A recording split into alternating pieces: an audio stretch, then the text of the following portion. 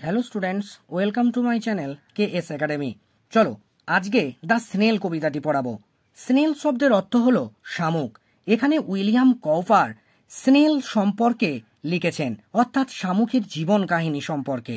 শামুক কোথায় থাকে, সে কোথায় বড় হয়, সে কি করে, সে কিভাবে নিজের জীবন অতিবাহিত করে, এ সম্বন্ধেই লিখেছেন কপার এই কবিতাটি। চলো সরাসরি একদম কবিতায় চলে যাই।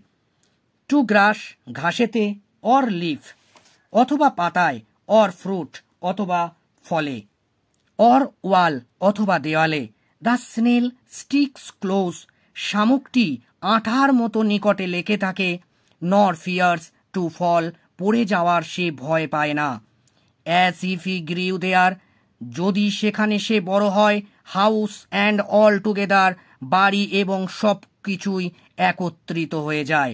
মানে সে কিন্তু যেখানে অবস্থান করে, যেমন ঘাস, যেমন ধরো পাতা বা ফল বা দেওয়ালে, সে কিন্তু শক্তভাবে সেই জায়গায় লেগে থাকে, আর সেই জায়গায় সে কিন্তু পড়ে যাওয়ার কিন্তু কোনো ভয় পায় না। আবার সেই জায়গাতেই সে কিন্তু বড় হয়, আর তার যে জায়গায় সে অবস্থান করে সেই জায়গাটাই তার কাছে বাড়ি হয়ে যায় এবং থাকার একটি অনন্য জায়গা হয়ে যায়। উইদিন দ্যাট হাউস বাড়ির মধ্যে সিকিউরি হাইটস নিজেকে নিরাপদে লুকিয়ে নেয়। মানে ব্যাপারটি এখানে কবি বলতে চাইছেন যে শামুকের একটা শক্ত খোলক থাকে, তাই যখনই সে বুঝতে পারে যে বিপদের ঘনঘটা, সে নিজেকে কিন্তু ওই শক্ত খোলকের মধ্যে লুকিয়ে নেয়। হোয়েন ডেঞ্জার ইমিনেন্ট বিটাইটস যখন বিপদ আসন্ন হয়ে দাঁড়ায়। অফ স্ট্রম ঝড়ের, অর আদার হার্ম বিসাইডস অথবা অন্যান্য ক্ষতি, তাছাড়াও অফ ওয়েদার আবহাওয়ার।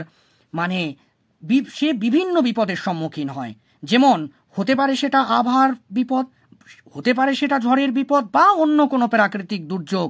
কিন্তু সে যখনই বিপদে পড়ে তখনই সে নিজেকে নিজের শক্ত খোলকের মধ্যে গুটিয়ে নেয়, অর্থাৎ যেন বাইরের কোনো শক্তি তাকে যেন আঘাত করতে না পারে, তার যেন ক্ষতি করতে না পারে।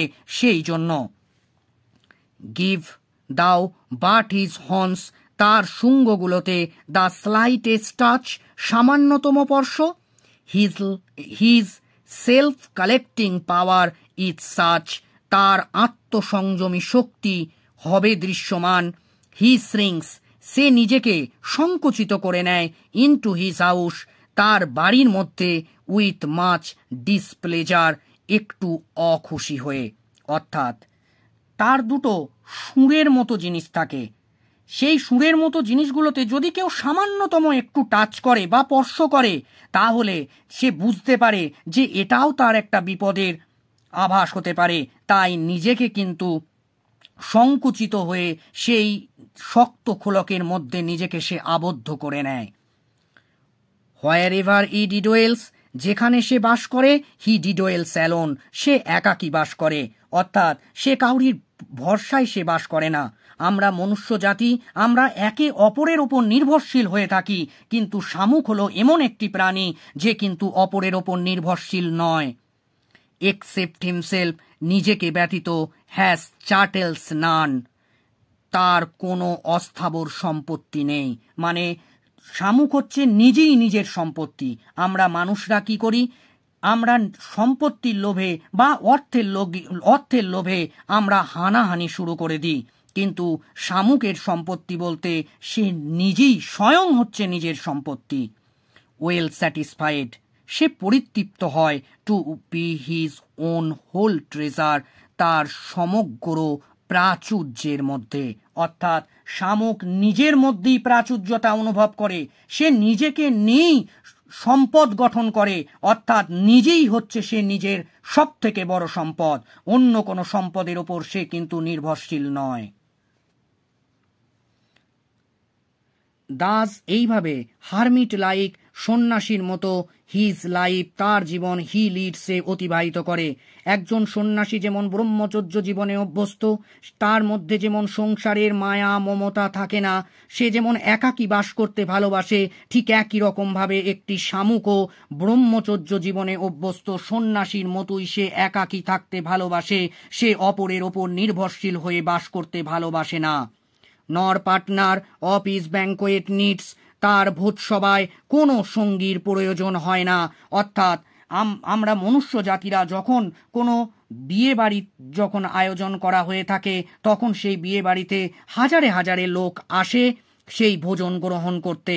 কিন্তু শামুক হলো এমন একটি প্রাণী, তার কিন্তু সবাইকে ডেকে ভোজসভার কিন্তু সে কোনো রকম আশা করে না বা তার প্রয়োজন হয় না।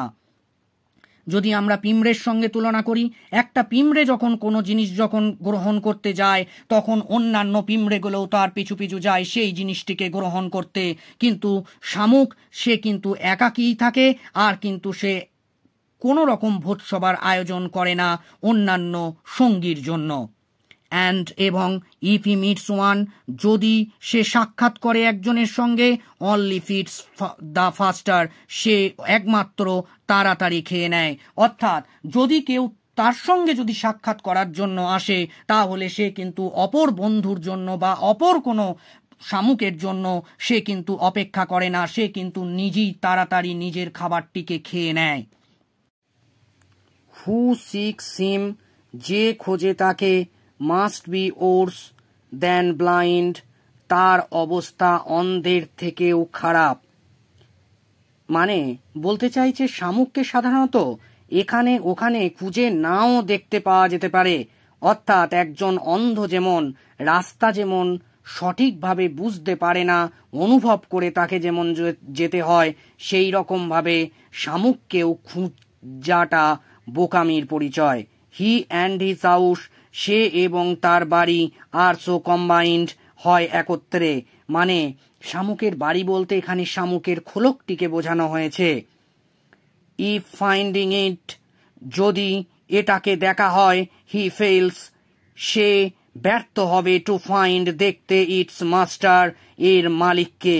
অর্থাৎ শামুককে যদি দেখার চেষ্টা করা হয় যে সে বাড়ির ভেতরে আছে কিনা, তাহলে সাধারণত এটা একটা বোকামির পরিচয়।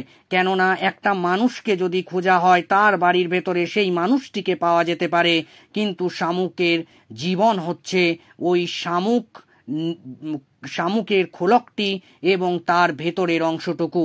অর্থাৎ সেই খোলকটিকে ভেঙে যদি তার ভেতরের অংশটিতে যদি শামুককে খোঁজার চেষ্টা করা হয়, তাহলে সেই জীবটি আর বাঁচবে না, তাহলে সেই জীবটির মরণ হয়ে যাবে। অর্থাৎ এই কবিতার মাধ্যমে কবি এটাই বোঝাতে চাইছেন যে আমাদের পৃথিবীতে এমন মানুষ রয়েছে যারা সন্ন্যাসী, আর সন্ন্যাসীদের মতো জীবনই পছন্দ করে শামুক। আমাদের পরিবেশে বিভিন্ন জীব বর্তমান, বিভিন্ন জীব তার নিজস্ব বৈশিষ্ট্যতায় আসীন, কিন্তু শামুক সেই সমস্ত জীবের থেকে একটু আলাদা। স্নেল কবিতায় যে ওয়ার্ড নোটস বা ওয়ার্ড নেস্ট অর্থাৎ শব্দ নিট বা শব্দার্থগুলো রয়েছে, সেগুলো একটু দেখে নিও।